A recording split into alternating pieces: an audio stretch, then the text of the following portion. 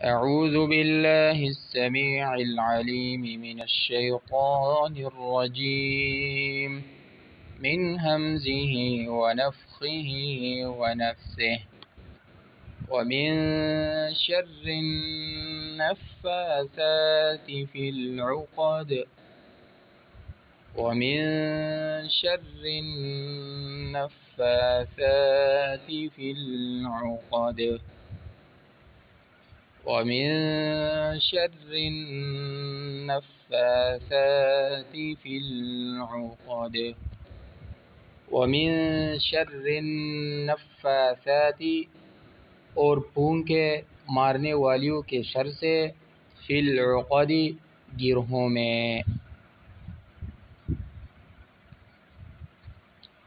قال رسول اللہ صلی اللہ علیہ وسلم من قام رمضان ایمانا واحتسابا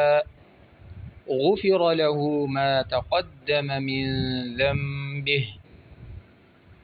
قال رسول الله صلى الله عليه وسلم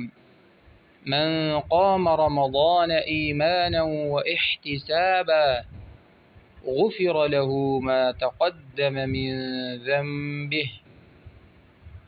قال رسول الله صلى الله عليه وسلم من قام رمضان إيمانا واحتسابا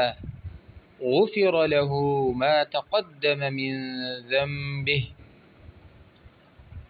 رسول اللہ صلی اللہ علیہ وسلم نے فرمایا، جو ماہ رمضان کا قیام کرے ایمان اور ثواب کی نیت سے، اس کے گزشتہ گناہ بخش دیے جائیں گے۔